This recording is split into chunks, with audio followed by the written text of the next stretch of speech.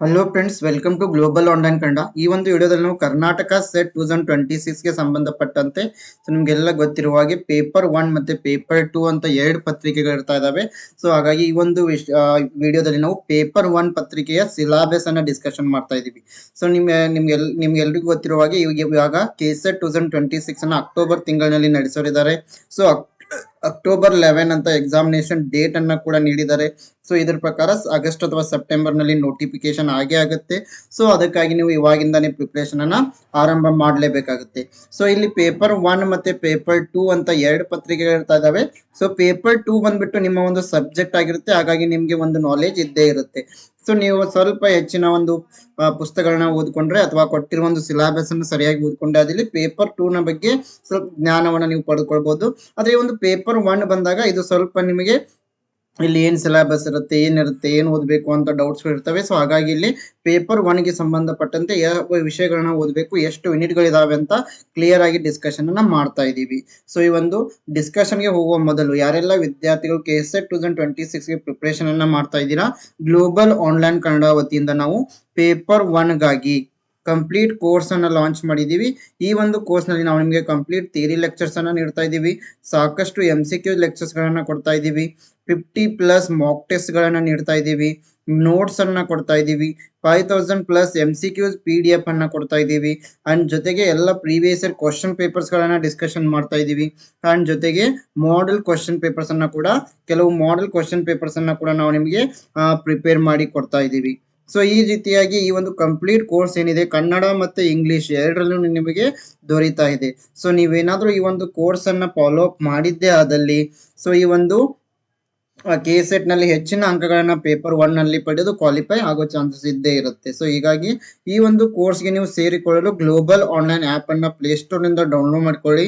ನಂತರ ಇಲ್ಲಿ ಸ್ಟೋರ್ ಅಂತ ಇರುತ್ತೆ, ಸ್ಟೋರ್ ನಲ್ಲಿ ಕೆಸೆಟ್ ಪೇಪರ್ 1 ಅಂತ ಸೆಲೆಕ್ಟ್ ಮಾಡಿದ್ರೆ ಈ ಒಂದು ಕಂಪ್ಲೀಟ್ ಕೋರ್ಸ್ ನಿಮಗೆ ಇಲ್ಲಿ ಅವೈಲೇಬಲ್ ಆಗ್ತಾ ಇದೆ. ಸೊ ಇಲ್ಲಿ ಕೆಲವು ಮಟೀರಿಯಲ್ ಫ್ರೀ ಆಗಿ ಕೂಡ ಇರ್ತದೆ, ನೋಡಿಕೊಂಡು ನೀವು ಜಾಯಿನ್ ಆಗಬಹುದು. ಸೊ ಅದೇ ರೀತಿಯಾಗಿ 15/7/2025 ಹೊಸ ಬ್ಯಾಚ್ ಅನ್ನ ಕೂಡ ನಾವು ಪೇಪರ್ 1 ಗಾಗಿ ಆರಂಭ ಮಾಡ್ತಾ ಇದ್ದೀವಿ. ಈ ಒಂದು ಬ್ಯಾಚ್ ಅನ್ನ ಸೇರಿ ಇದರ ಉಪಯೋಗವನ್ನ ಪಡೆದುಕೊಳ್ಳಬಹುದು. ಇದರ ಜೊತೆಗೆ ಪೇಪರ್ 2 ಗಾಗಿ ಕೂಡ ನಾವು ಈ ಕೆಳಗೆ ಕೊಟ್ಟಿರುವ ಎಲ್ಲಾ ವಿಷಯಗಳ ಮೇಲೆ ನೋಟ್ಸ್ ಅಂಡ್ MCQ ಸೆಟ್ ಅನ್ನ ಕೊಡ್ತಾ ಇದ್ದೀವಿ. ಸೊ ಇದಕ್ಕೂ ಕೂಡ ನೀವು ಜಾಯಿನ್ ಆಗಲು ಗ್ಲೋಬಲ್ ಆನ್ಲೈನ್ ಆಪ್ ನ ಮೂಲಕ ಜಾಯಿನ್ ಆಗಬಹುದು. ಸೊ ಅದೇ ರೀತಿಯಾಗಿ ಯಾರೆಲ್ಲ ವಿದ್ಯಾರ್ಥಿಗಳು ಈ ಒಂದು ಎಕ್ಸಾಮಿನೇಷನ್ ಗೆ ಪ್ರಿಪೇರ್ ಅನ್ನ ಮಾಡ್ತಾ ಇದ್ದೀರಾ, ಸೊ ಗ್ಲೋಬಲ್ ಆನ್ಲೈನ್ ಕನ್ನಡ ಅಂತ ಟೆಲಿಗ್ರಾಮ್ ಗ್ರೂಪ್ ಕೂಡ ಇದೆ, ಫ್ರೀ ಆಗಿ ಜಾಯಿನ್ ಆಗ್ಬಹುದು. ಕೆಸೆಟ್ ಗೆ ಸಂಬಂಧಪಟ್ಟ ಮಾಹಿತಿಗಳನ್ನ ಇದರಲ್ಲಿ ನಾವು ಶೇರ್ ಮಾಡ್ತಾ ಇರ್ತೀವಿ. ಸೊ ಹಾಗಾದ್ರೆ ಈ ಒಂದು ಕೆಸೆಟ್ ನ ಸಿಲೆಬಸ್ ಅನ್ನ ನಾವಿಲ್ಲಿ ನೋಡೋದಾದ್ರೆ ಸೊ ನಿಮ್ಗೆಲ್ಲ ಗೊತ್ತಿರುವ ಹಾಗೆ ಇಲ್ಲಿ ಪೇಪರ್ 1 ಮತ್ತೆ ಪೇಪರ್ 2 ಅಂತ ಎರಡು ಪತ್ರಿಕೆಗಳು ಇರ್ತಾ ಇದಾವೆ. ಸೊ ಪೇಪರ್ 1 ನಲ್ಲಿ ನಿಮಗೆ ಒಟ್ಟು 50 ಪ್ರಶ್ನೆಗಳನ್ನ ಕೊಟ್ಟಿರ್ತಾರೆ, 100 ಅಂಕಗಳು, ಅಂದ್ರೆ ಪ್ರತಿ ಒಂದು ಪ್ರಶ್ನೆಗೆ 2 ಅಂಕಗಳು. ಸೊ ಅದೇ ರೀತಿಯಾಗಿ ಪೇಪರ್ 2 ನಲ್ಲಿ ಒಟ್ಟು 100 ಪ್ರಶ್ನೆಗಳನ್ನ ಕೊಟ್ಟಿರ್ತಾರೆ, ಒಟ್ಟು 200 ಅಂಕಗಳು, ಒಟ್ಟು 300 ಅಂಕಗಳಿಗೆ ಈ ಒಂದು ಎಕ್ಸಾಮಿನೇಷನ್ ಅನ್ನ ನಡೆಸಲಾಗ್ತಾ ಇದೆ. ಒಟ್ಟು 3 ಗಂಟೆಯ ಟೈಮ್ ಅನ್ನ ಕೂಡ ನಿಮಗೆ ನೀಡಲಾಗಿರುತ್ತೆ. ಸೊ ಹಾಗಾದ್ರೆ ಈ ಒಂದು ಪೇಪರ್ 1 ನಲ್ಲಿ ಏನನ್ನ ಓದಬೇಕು, ಏನ್ ಸಿಲೆಬಸ್ ಇದೆ ಅಂತ ನಾವಿಲ್ಲಿ ನೋಡೋದಾದ್ರೆ ಸೊ ಇದಕ್ಕೆ ಜನರಲ್ ಪೇಪರ್ ಅಂತ ಕೂಡ ಕರಿತೀವಿ. ಸೊ ಇದರ ಒಂದು ಮುಖ್ಯ ಉದ್ದೇಶ ಏನಾಗಿರುತ್ತೆ ಅಂತಂದ್ರೆ assess the teaching and research capabilities of the students ಅಂತಂದ್ರೆ ವಿದ್ಯಾರ್ಥಿಗಳಲ್ಲಿನ ಒಂದು ಬೋಧನೆ ಮತ್ತು ಸಂಶೋಧನಾ ಸಾಮರ್ಥ್ಯಗಳನ್ನ ಅಭಿವೃದ್ಧಿಪಡಿಸು, ಅಂದ್ರೆ ಟೆಸ್ಟ್ ಮಾಡೋದು. The test aims at assessing the teaching and research aptitude as well. Candidates are expected to possess and exhibit cognitive abilities which include comprehension, analysis, evaluation, and understanding the structure of arguments, deductive and inductive reasoning. So ಹಾಗಾದ್ರೆ ಇಲ್ಲಿ syllabus ನಲ್ಲಿ ಒಟ್ಟು 10 ಯೂನಿಟ್ಗಳಿದಾವೆ. So ಮೊದಲನೇ ಒಂದು unit ಬಂದ್ಬಿಟ್ಟು teaching aptitude ಅಂತ ಕರಿತೀವಿ.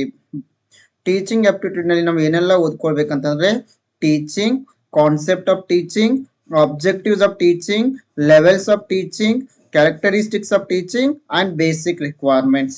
So ಈ ಒಂದು ಟೀಚಿಂಗ್ ಅಂದ್ರೆ ಬೋಧನೆಯಲ್ಲಿ ನಾವು ಬೋಧನೆ ಒಂದು ಕಾನ್ಸೆಪ್ಟ್ ಸಿದ್ಧಾಂತವನ್ನು ಓದ್ಕೊಳ್ಬೇಕು, ಬೋಧನೆಯ ಉದ್ದೇಶಗಳು ಆಬ್ಜೆಕ್ಟಿವ್ಸ್ ಆಫ್ ಟೀಚಿಂಗ್. ಸೊ ಈ ಒಂದು ಟೀಚಿಂಗ್ ನಲ್ಲಿ there are 3 levels: memory level of teaching, understanding level of teaching and reflective level of teaching. So ಈ ಲೆವೆಲ್ಸ್ ಗಳ ಮೇಲೆ ಪ್ರಶ್ನೆಗಳು ಮೊದಲು ತುಂಬಾ ಬರ್ತಾ ಇದ್ವು. ಸೊ ಈ 3 ಲೆವೆಲ್ಗಳನ್ನ ಕೂಡ ನಾವಿಲ್ಲಿ ಸರಿಯಾಗಿ ನೋಡ್ಕೊಳ್ಬೇಕಾಗುತ್ತೆ. ಜೊತೆಗೆ ಕ್ಯಾರೆಕ್ಟರಿಸ್ಟಿಕ್ಸ್ ಆಫ್ ಟೀಚಿಂಗ್ ಅಂತಂದ್ರೆ ಬೋಧನೆ ಗುಣಲಕ್ಷಣಗಳು, ಇದ್ರ ಮೇಲೆ ಒಂದು ಪ್ರಶ್ನೆ ಇದ್ದೇ ಇರುತ್ತೆ. Basic requirements of teaching, so ಬೋಧನಾ ಕಾರ್ಯಕ್ಕೆ ಯಾವೆಲ್ಲ ಅಂಶಗಳು ಅಗತ್ಯ ಇದಾವೆ. ಸೊ ಇದಾದ ನಂತರ learners characteristics of adolescent learners and also adult learners, academic, social, emotional and cognitive characteristics, then individual differences. So ಈ ಒಂದು ಕಲಿಯುವವರ ಗುಣಲಕ್ಷಣಗಳು ಏನೇನು, ಸೊ ಅದರಲ್ಲಿ ಅಡೋಲ್ಸೆಂಟ್ ಲರ್ನರ್ ಆಗಿರ್ಬೋದು ಮತ್ತೆ ಈ ಅಡಲ್ಟ್ ಲರ್ನರ್ಸ್ ಕೂಡ ಆಗಿರ್ಬೋದು, ಸಾಮಾಜಿಕವಾಗಿರ್ಬೋದು, ಅಕಾಡೆಮಿಕ್ ಆಗಿರ್ಬೋದು, ಭಾವನಾತ್ಮಕವಾಗಿರ್ಬೋದು. ಸೊ ಎಲ್ಲ ಗುಣಲಕ್ಷಣಗಳನ್ನ ನಾವಿಲ್ಲಿ ಓದ್ಕೊಳ್ಬೇಕು. ನಂತರ factors affecting teaching related to, so ಈ ಒಂದು ಬೋಧನಾ ಕಾರ್ಯಕ್ಕೆ ಯಾವೆಲ್ಲ ಅಂಶಗಳು ಪ್ರಭಾವ ಬೀರ್ತಾ ಇದಾವೆ ಅಂತಂದ್ರೆ ಟೀಚರ್ ಆಗಿರ್ಬೋದು, ನಂತರ ಲರ್ನರ್ ಸ್ಟೂಡೆಂಟ್ಸ್ ಆಗಿರ್ಬೋದು, ಸಪೋರ್ಟ್ ಸಿಸ್ಟಮ್ ಆಗಿರ್ಬೋದು, ಇನ್ಸ್ಟ್ರಕ್ಷನಲ್ ಫೆಸಿಲಿಟೀಸ್, ಲರ್ನಿಂಗ್ ಎನ್ವೈರ್ಮೆಂಟ್ ಒಂದು ಕಲಿಯುವ ಪರಿಸರ, ಇನ್ನೊಂದು ಇನ್ಸ್ಟಿಟ್ಯೂಷನ್, ಎಲ್ಲವೂ ಕೂಡ ಪ್ರಭಾವವನ್ನ ಬೀರ್ತಾ ಇದಾವೆ. ಇವುಗಳ ಬಗ್ಗೆ ತಿಳಿದುಕೊಳ್ಬೇಕಾಗುತ್ತೆ. ನಂತರ ಮೆಥಡ್ಸ್ ಆಫ್ ಟೀಚಿಂಗ್, ಇದರಲ್ಲಿ ಟೀಚರ್ ಸೆಂಟರ್ಡ್ ಮೆಥಡ್ಸ್ ಅಂತ ಇದಾವೆ, ಲರ್ನರ್ ಸೆಂಟರ್ಡ್ ಮೆಥಡ್ಸ್ ಅಂತ ಇದಾವೆ, ಆಫ್ಲೈನ್ ಟೀಚಿಂಗ್, ಆನ್ಲೈನ್ ಟೀಚಿಂಗ್, ಸ್ವಯಂ ಆಗಿರ್ಬೋದು, ಸ್ವಯಂ Prabha, massive open online courses, ಇವೆಲ್ಲದರ ಬಗ್ಗೆ ಇನ್ ಡಿಟೈಲ್ ಆಗಿ ಅಭ್ಯಾಸವನ್ನ ಮಾಡಬೇಕು. ಸೊ ಇದಾದ ನಂತರ ಟೀಚಿಂಗ್ ಸಪೋರ್ಟ್ ಸಿಸ್ಟಮ್ ನಲ್ಲಿ traditional teaching, modern teaching and ICT based teaching ಬಗ್ಗೆ ಓದ್ಕೊಳ್ಬೇಕಾಗುತ್ತೆ. ನಂತರ ಇವ್ಯಾಲ್ಯೂಯೇಷನ್ ಸಿಸ್ಟಮ್ ಅಲ್ಲಿ ಒಂದು ಪ್ರಶ್ನೆ ಖಂಡಿತ ಬರುತ್ತೆ. ಸೊ ಇಲ್ಲಿ ಟೈಪ್ಸ್ ಆಫ್ ಇವ್ಯಾಲ್ಯೂಯೇಷನ್ ಅಲ್ಲಿ ಸಮೇಟಿವ್ ಇವ್ಯಾಲ್ಯೂಯೇಷನ್ ಆಗಿರ್ಬೋದು, ಫಾರ್ಮೇಟಿವ್ ಇವ್ಯಾಲ್ಯೂಯೇಷನ್, CCA ಆಗಿರ್ಬೋದು. ಸೊ ಇವೆಲ್ಲವನ್ನುಗಳನ್ನ ನೋಡ್ಕೊಳ್ಬೇಕಾಗುತ್ತೆ. ಜೊತೆಗೆ CBCS credit based choice based credit system ಅನ್ನ ಓದ್ಕೊಳ್ಬೇಕಾಗುತ್ತೆ. ಕಂಪ್ಯೂಟರ್ ಬೇಸ್ಡ್ ಟೆಸ್ಟಿಂಗ್, ಇನ್ನೋವೇಷನ್ಸ್ ಇನ್ ಇವ್ಯಾಲ್ಯೂಯೇಷನ್ ಸಿಸ್ಟಮ್. ಸೊ ಎಲ್ಲದರ ಬಗ್ಗೆ ನಾವು ಸರಿಯಾಗಿ ಅರ್ಥ ಮಾಡ್ಕೊಂಡ್ರೆ ಇಲ್ಲಿ 5 ಪ್ರಶ್ನೆಗಳನ್ನ ಸರಿಯಾಗಿ ಬಿಡಿಸ್ಕೊಳ್ಬಹುದು. ಸೊ ಈ ಒಂದು ಟೀಚಿಂಗ್ ಆಪ್ಟಿಟ್ಯೂಡ್ ನಲ್ಲಿ ಎಷ್ಟು ಓದ್ಕೊಳ್ತೀವಿ ಅನ್ನೋದಕ್ಕಿಂತ ಅದಕ್ಕೆ ತಕ್ಕಂತೆ ಹೆಚ್ಚಿನ MCQ ಗಳನ್ನ ಕೂಡ ನಾವು ಇಲ್ಲಿ ಸಾಲ್ವ್ ಮಾಡ್ಕೊಳ್ಬೇಕಾಗುತ್ತೆ. ಸೊ ಅದಾದ ನಂತರ ರಿಸರ್ಚ್ ಆಪ್ಟಿಟ್ಯೂಡ್ ನಲ್ಲಿ ಒಟ್ಟು 5 ಪ್ರಶ್ನೆಗಳು ಬರ್ತಾ ಇದ್ದಾವೆ, 10 ಅಂಕಗಳು.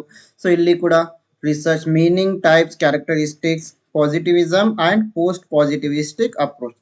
ಸೊ ಸಂಶೋಧನೆಯ ಅರ್ಥ ಏನು, ಸಂಶೋಧನೆಯ ಪ್ರಕಾರಗಳು ಯಾವುವು, ಸಂಶೋಧನೆಯ ಗುಣಲಕ್ಷಣಗಳೇನೇನು, ಸಂಶೋಧನೆಯನ್ನು ಕೈಗೊಳ್ಳಬೇಕಾದ್ರೆ 2 ರೀತಿಯ ಅಪ್ರೋಚಸ್ ಇದಾವೆ, ಪಾಸಿಟಿವಿಸಮ್, ಇನ್ನೊಂದು ಪೋಸ್ಟ್ ಪಾಸಿಟಿವಿಸ್ಟಿಕ್ ಅಪ್ರೋಚ್ ಅಂತ. ಸೊ 2 ಅಪ್ರೋಚ್ಗಳ ಬಗ್ಗೆ ಓದ್ಕೊಳ್ಬೇಕು. ಇದಾದ ನಂತರ ಮೆಥಡ್ಸ್ ಆಫ್ ರಿಸರ್ಚ್, ಇದರಲ್ಲಿ ಎಕ್ಸ್ಪಿರಿಮೆಂಟಲ್ ರಿಸರ್ಚ್ ಅಂತ ಇದೆ, descriptive research, historical research, qualitative research, quantitative research. So ಇನ್ನು ಹಲವಾರು ಪ್ರಕಾರದ ರಿಸರ್ಚ್ ವಿಧಾನಗಳಿದಾವೆ. ಸೊ ಅವೆಲ್ಲದರ ಬಗ್ಗೆ ನಾವಿಲ್ಲಿ ಓದ್ಕೊಳ್ಬೇಕು. ನೆಕ್ಸ್ಟ್ ಸ್ಟೆಪ್ಸ್ ಆಫ್ ರಿಸರ್ಚ್, ಸಂಶೋಧನೆಯ ಹಂತಗಳಿದಾವೆ, ಇದ್ರ ಬಗ್ಗೆ ಓದ್ಕೊಳ್ಬೇಕು. ಥಿಸಿಸ್ ಅಂಡ್ ಆರ್ಟಿಕಲ್ ರೈಟಿಂಗ್, ಅದರ ಒಂದು ಫಾರ್ಮ್ಯಾಟ್ ಆಗಿರ್ಬೋದು, ಸ್ಟೈಲ್ ಆಫ್ ರೆಫರೆನ್ಸಿಂಗ್ ಆಗಿರ್ಬೋದು. ಸೊ ಇದೆಲ್ಲವನ್ನ ಓದ್ಕೊಳ್ಬೇಕು. ಇದ್ರ ಜೊತೆಗೆ application of ICT in research ಬಗ್ಗೆ ಓದ್ಕೊಳ್ಬೇಕು. ರಿಸರ್ಚ್ ಇಥಿಕ್ಸ್ ಬಗ್ಗೆ ಓದ್ಕೊಳ್ಬೇಕು. ಸೊ ಈ ಯೂನಿಟ್ ನಿಂದ ಕೂಡ 5 ಪ್ರಶ್ನೆಗಳು ಬಂದೇ ಬರ್ತಾ ಇದಾವೆ.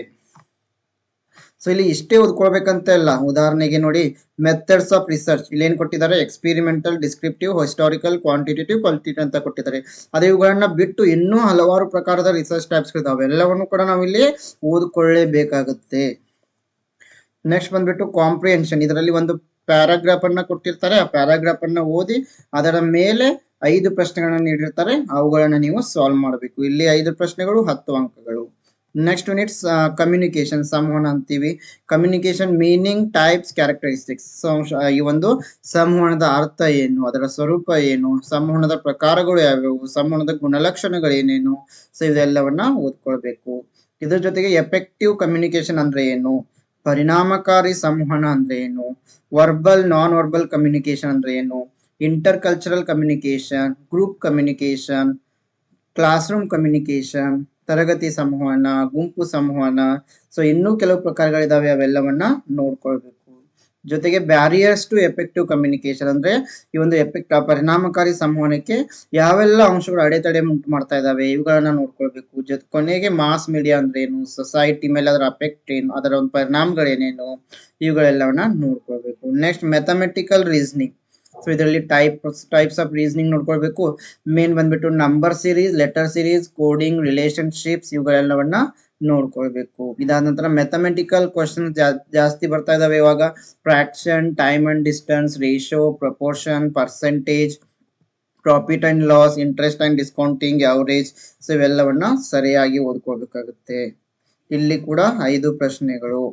Next logical reasoning. So logical reasoning ನಲ್ಲಿ ಈ ಒಂದು understanding the structure of argument forms ಆಗಿರ್ಬೋದು, structure of categorical propositions, mood and figure, formal and informal fallacies, usage of language. So ಈ ಸ್ಕ್ವೇರ್ ಆಫ್ ಅಪೋಸಿಷನ್ ಮೇಲೆ ಒಂದು ಪ್ರಶ್ನೆ ಖಂಡಿತ ಬರುತ್ತೆ. Evaluating and ಡಿಸ್ಟಿಂಗ್ವಿಶಿಂಗ್ deductive and inductive reasoning ಮೇಲೆ ಪ್ರಶ್ನೆಗಳು ಇರ್ತವೆ. ಅನಾಲಜಿ ಮೇಲೆ ಪ್ರಶ್ನೆಗಳು ಬರ್ತಾ ಇದಾವೆ. ವೆನ್ ಡಯಾಗ್ರಾಮ್ ಮೇಲೆ ಪ್ರಶ್ನೆಗಳು ಇರ್ತವೆ. ಈ ಇಂಡಿಯನ್ ಲಾಜಿಕ್ ಆಗಿರ್ಬೋದು, ಮೀನ್ಸ್ ಆಫ್ ನಾಲೆಜ್, ಇಲ್ಲಿ ಪ್ರಮಾಣಗಳ ಮೇಲೆ ಪ್ರಶ್ನೆಗಳು ಬರ್ತವೆ. ಪ್ರತ್ಯಕ್ಷ, ಅನುಮಾನ, ಉಪಮಾನ, ಶಬ್ದ, ಅರ್ಥಪಟ್ಟಿ, ಅನುಪಲಬ್ಧಿ, ಸೊ ಎಲ್ಲದರ ಮೇಲೆ ಪ್ರಶ್ನೆಗಳು ಇರ್ತವೆ. ಇದರ ಜೊತೆಗೆ ಸ್ಟ್ರಕ್ಚರ್ ಅಂಡ್ ಕೈಂಡ್ಸ್ ಆಫ್ ಅನುಮಾನ ಮೇಲೆ ಇಲ್ಲಿ ಅನುಮಾನ ಆಗಿರ್ಬೋದು, ವ್ಯಾಪ್ತಿ ಆಗಿರ್ಬೋದು, ಹೆತ್ಬವಾಸ್ ಆಗಿರ್ಬೋದು, ಸೊ ಎಲ್ಲವನ್ನ ಮೇಲೆ ಒಟ್ಟು 5 ಪ್ರಶ್ನೆಗಳು ಇರ್ತವೆ. ಸೊ ಇದಾದ ನಂತರ ಡೇಟಾ ಇಂಟರ್ಪ್ರಿಟೇಷನ್. ಮೊದಲು ಒಂದು ನಿಮಗೆ ಚಾರ್ಟ್ ಅಥವಾ ಪೈ ಡಯಾಗ್ರಾಮ್ ಅಥವಾ bar chart, arithmetic line graph, ಈ ರೀತಿ ಒಂದು ಡಯಾಗ್ರಾಮ್ ಅನ್ನ ಕೊಡ್ತಾ ಇದ್ರು. ಅದ್ರ ಮೇಲೆ 5 ಪ್ರಶ್ನೆಗಳನ್ನ ಕೊಡ್ತಾ ಇದ್ರು. ಬಟ್ ಇವಾಗ ಆ ರೀತಿ ಚಾರ್ಟ್ ಗಳನ್ನ ಕೊಡ್ತಾ ಇಲ್ಲ, ಸೆಪರೇಟ್ ಆಗಿ 5 ಪ್ರಶ್ನೆಗಳನ್ನ ಇಲ್ಲಿ ಕೊಡ್ತಾ ಇದ್ದಾರೆ. So bar chart, histogram, pi chart ಇವುಗಳನ್ನ ನೀಡ್ತಾ ಇಲ್ಲ. ಮೊದಲಿಗೆ ನೀಡ್ತಾ ಇದ್ರು, ಬಟ್ ಇದು ನೀಡಲ್ಲ ಅಂತೇಳಿ ಯಾವುದೇ ರೀತಿ ಇದು ಇಲ್ಲ, ಕೊಟ್ಟರು ಕೊಡಬಹುದು. ಸೊ ಇದರ ಈ ರೀತಿಯಾಗಿ ಈ ಡೇಟಾ ಇಂಟರ್ಪ್ರಿಟೇಷನ್ ಮೇಲೆ ಕೂಡ ನೀವು ಮ್ಯಾಥಮೆಟಿಕ್ಸ್ ರಿಲೇಟೆಡ್ ಪ್ರಶ್ನೆಗಳು ಇರ್ತವೆ. ಸೊ ಇದಕ್ಕಾಗಿ ಮೇಲಿರೋ ಯೂನಿಟ್ ಮ್ಯಾಥಮೆಟಿಕಲ್ ರೀಸನಿಂಗ್ ಅನ್ನ ನೀವು ಸರಿಯಾಗಿ ಹೆಚ್ಚು ಪ್ರಿಪರೇಷನ್ ಅನ್ನು ಮಾಡಿದ್ದೆ. ಅದರಲ್ಲಿ ಒಟ್ಟು 10 ಅಂಕಗಳನ್ನ ನೀವು 10 ಪ್ರಶ್ನೆಗಳನ್ನ ಕವರ್ ಮಾಡಿ ಒಟ್ಟು 20 ಅಂಕಗಳನ್ನ ಇಲ್ಲಿ ಪಡೆದುಕೊಳ್ಳಬಹುದು. ಸೊ ನೆಕ್ಸ್ಟ್ ಬಂದ್ಬಿಟ್ಟು ಇಲ್ಲಿ information and communication technology, ICT. So general abbreviations ಮೇಲೆ, ಟರ್ಮಿನಾಲಜೀಸ್ ಮೇಲೆ ಪ್ರಶ್ನೆಗಳು ಇರ್ತವೆ. Basics of internet, intranet, email, audio conferencing, video conferencing ಮೇಲೆ ಪ್ರಶ್ನೆಗಳು ಇರ್ತವೆ. Digital initiative in higher education ಮೇಲೆ ಪ್ರಶ್ನೆಗಳು ಇರ್ತವೆ. ICT and governance. So ICT ಗೆ ಸಂಬಂಧಪಟ್ಟಂತೆ ಈ 5 ಜನರೇಷನ್ಸ್ ಆಫ್ ಕಂಪ್ಯೂಟರ್ ಗೆ ಸಂಬಂಧಪಟ್ಟ ಇದ್ರ ಸಿಲೆಬಸ್ ನಲ್ಲಿ ಇಲ್ಲ ಅಂದ್ರೂ ಅದ್ರ ಮೇಲೆ ಪ್ರಶ್ನೆಗಳು ಬಂದೇ ಬರ್ತವೆ. ಸೊ ನೆಕ್ಸ್ಟ್ ಬಂದ್ಬಿಟ್ಟು people development and environment. So ಇಲ್ಲಿ ಮಿಲೇನಿಯಂ ಡೆವಲಪ್ಮೆಂಟ್ ಗೋಲ್ಸ್ ಮೇಲೆ ಪ್ರಶ್ನೆ ಇರ್ತವೆ, ಮತ್ತೆ ಸಸ್ಟೈನೇಬಲ್ ಡೆವಲಪ್ಮೆಂಟ್ ಗೋಲ್ಸ್ ಮೇಲೆ ಪ್ರಶ್ನೆಗಳು ಇರ್ತವೆ. ಮತ್ತೆ human and environment interaction, anthropogenic activities and their impact. So ಈ ಒಂದು ಪರಿಸರದ ಮೇಲೆ ಮಾನವನ ಕಾರ್ಯದ ಪರಿಣಾಮಗಳ ಮೇಲೆ ಪ್ರಶ್ನೆಗಳು ಇರ್ತವೆ. ಸೊ ಎನ್ವೈರನ್ಮೆಂಟಲ್ ಇಶ್ಯೂಸ್, ಹೌದು, ಲೋಕಲ್ ಆಗಿರ್ಬೋದು, ರೀಜನಲ್ ಆಗಿರ್ಬೋದು, ಗ್ಲೋಬಲ್ ಆಗಿರ್ಬೋದು. ಉದಾಹರಣೆಗೆ ಈ ಒಂದು air pollution, water pollution, sound pollution, soil pollution, climate change, so ಎಲ್ಲದರ ಮೇಲೆ ಪ್ರಶ್ನೆಗಳನ್ನ ನೋಡ್ತೀವಿ. Next impacts of pollutants on human health, ಮಾನವನ ಮೇಲೆ ಈ ಒಂದು ಪೊಲ್ಯೂಟೆಂಟ್ಸ್ ಗಳ ಪರಿಣಾಮ ಏನು. So natural and energy resources, solar energy, wind energy, soil, hydro, geothermal energy, biomass, nuclear and forest, so ಇವುಗಳ ಮೇಲೆ ಪ್ರಶ್ನೆಗಳನ್ನ ನೋಡ್ತೀವಿ. Next natural hazards and disaster ಮೇಲೆ ಪ್ರಶ್ನೆಗಳು ಬರ್ತವೆ. ಎನ್ವೈರನ್ಮೆಂಟಲ್ ಪ್ರೊಟೆಕ್ಷನ್ ಆಕ್ಟ್, ಅಂದ್ರೆ ಇಲ್ಲಿ ಎನ್ವೈರನ್ಮೆಂಟಲ್ ಪ್ರೊಟೆಕ್ಷನ್ ಆಕ್ಟ್ 1986 ಆಗಿರ್ಬೋದು. National action plan on climate change ಆಗಿರ್ಬೋದು. Montreal protocol, Rio summit, convention on biodiversity, Kyoto protocol, Paris agreement, international solar alliance, so ಎಲ್ಲದ್ರ ಮೇಲೆ ಪ್ರಶ್ನೆಗಳನ್ನ ನೋಡ್ತೀವಿ. ಒಟ್ಟು ಈ ಒಂದು ಯೂನಿಟ್ ನಿಂದನೂ ಕೂಡ 5 ಪ್ರಶ್ನೆಗಳು ನಿಮಗೆ ಬಂದೇ ಬರ್ತವೆ. ನೆಕ್ಸ್ಟ್ ಲಾಸ್ಟ್ ಯೂನಿಟ್ ಬಂದ್ಬಿಟ್ಟು ಹೈಯರ್ ಎಜುಕೇಶನ್ ಸಿಸ್ಟಮ್. ಸೊ ಇಲ್ಲಿ institutions of higher learning and education in ancient India. So British ಪೂರ್ವದಲ್ಲಿನ ಒಂದು ಶಿಕ್ಷಣ ವ್ಯವಸ್ಥೆ, ಬ್ರಿಟಿಷರ ನಂತರ ಒಂದು ಶಿಕ್ಷಣ ವ್ಯವಸ್ಥೆ ಮೇಲೆ ಪ್ರಶ್ನೆಗಳನ್ನ ನೋಡ್ತೀವಿ. Evolution of higher learning and research in post independence India, oriental education, conventional education, non conventional learning program, so ಎಲ್ಲದರ ಮೇಲೆ ಪ್ರಶ್ನೆಗಳನ್ನ ಕಾಣ್ತೀವಿ. ಸೊ ಇದಾದ ನಂತರ professional education, technical and skill based education ಮೇಲೆ ಪ್ರಶ್ನೆಗಳು ಇರ್ತವೆ. ವ್ಯಾಲ್ಯೂ ಎಜುಕೇಶನ್, ಮೌಲ್ಯ ಶಿಕ್ಷಣ, ಎನ್ವೈರನ್ಮೆಂಟಲ್ ಎಜುಕೇಶನ್, ಪರಿಸರ ಶಿಕ್ಷಣ, ಶಿಕ್ಷಣಕ್ಕೆ ಸಂಬಂಧಪಟ್ಟಂತೆ ಪಾಲಿಸೀಸ್, ಗವರ್ನೆನ್ಸ್ ಅಂಡ್ ಅಡ್ಮಿನಿಸ್ಟ್ರೇಷನ್ ಮೇಲೆ ಪ್ರಶ್ನೆಗಳು ಬರ್ತವೆ. ಒಟ್ಟು 5 ಪ್ರಶ್ನೆಗಳು ಈ ಯೂನಿಟ್ ನಿಂದ. ಈ ರೀತಿಯಾಗಿ ಪ್ರತಿಯೊಂದು ಪ್ರಶ್ನೆ 2 ಅಂಕಗಳನ್ನ ತಂದು ಕೊಡ್ತಾ ಇದೆ. ಸೊ ಪ್ರತಿ ಪ್ರಶ್ನೆ ಯೂನಿಟ್ ನಿಂದ 5 ಪ್ರಶ್ನೆಗಳನ್ನ ಇಲ್ಲಿ ನೋಡ್ತೀವಿ. ಸೊ ಈ ರೀತಿಯಾಗಿ ಇದು ಕೆಸೆಟ್ ಪೇಪರ್ 1 ಗೆ ಸಂಬಂಧಿಸಿದಂತೆ ಸಿಲೆಬಸ್ ಆಗಿದೆ. ಯಾರೆಲ್ಲ ವಿದ್ಯಾರ್ಥಿಗಳು ಕೆಸೆಟ್ 2026 ಗೆ ಪ್ರಿಪರೇಷನ್ ಅನ್ನ ಮಾಡ್ತಾ ಇದ್ದೀರಾ, ನೀವು ನಮ್ಮ ಗ್ಲೋಬಲ್ ಆನ್ಲೈನ್ ಕನ್ನಡ ಆಪ್ ಅನ್ನು ಡೌನ್ಲೋಡ್ ಮಾಡಿಕೊಂಡು ಪೇಪರ್ 1 ಕೋರ್ಸ್ಗೆ ಜಾಯಿನ್ ಆಗಿದ್ದೆ ಅದಲ್ಲಿ ನೀವು ಈ ಒಂದು ಕೆಸೆಟ್ ಗೆ ಸಂಬಂಧಪಟ್ಟಂತೆ ಪೇಪರ್ 1 ನಲ್ಲಿ ಹೆಚ್ಚಿನ ಅಂಕಗಳನ್ನ ಪಡೆದು ಕೆಸೆಟ್ ಅನ್ನ ಕ್ವಾಲಿಫೈ ಆಗಿ ಆಗ್ತೀರಾ. ಸೊ ಎಲ್ರಿಗೂ ಕೂಡ all the best. Thank you.